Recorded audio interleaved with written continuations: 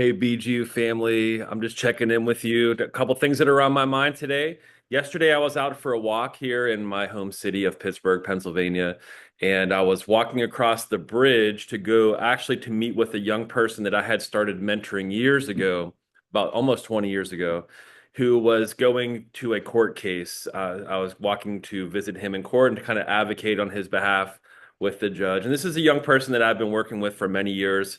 He's a follower of Jesus. We meet together regularly to read the Bible, and he's just been going through a tough time recently in his life.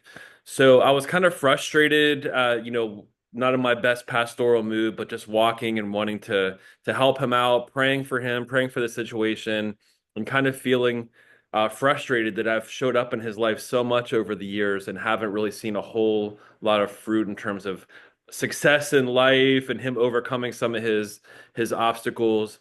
And I was just having a little bit of a pity party for myself, I think, just as a person, but trying to prepare myself to go into court. So as I was walking, I walked past a group of people that were walking the other way, and one of the young men that was in that group of three or four people said, "Brian."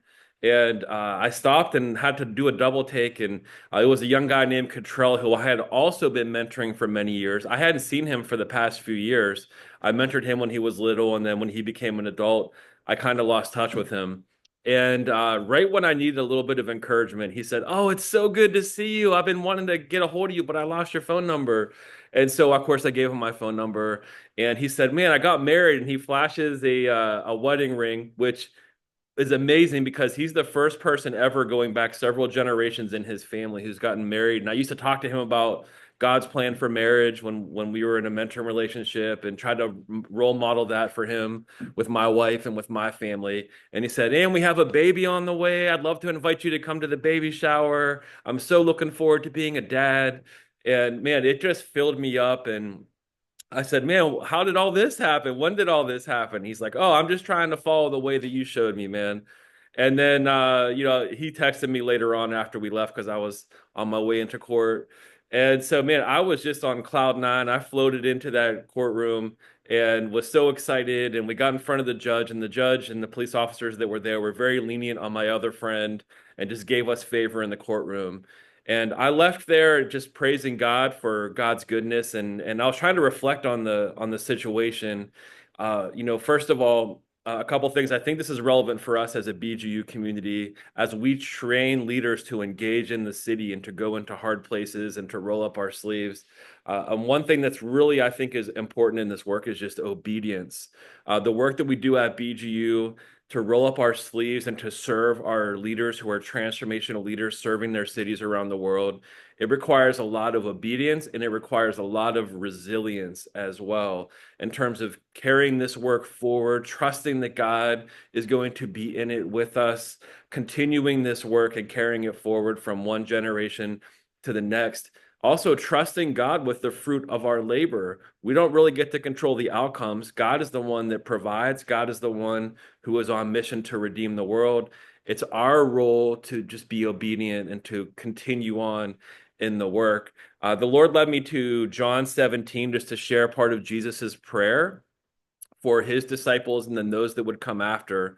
And Jesus said, this, "Sanctify them in the truth. Your word is truth. As you sent me into the world, so I have sent them into the world. And for their sake I consecrate myself, that they also may be sanctified in truth.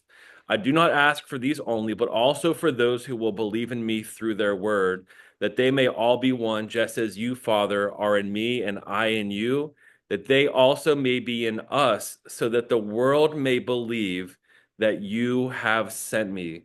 And this is such a powerful thing that we do at BGU. We are living out the ways of Jesus Christ, the truths of Jesus Christ in business, in theology, in urban studies, into different sectors of society so that people might come to know Jesus and grow closer to God.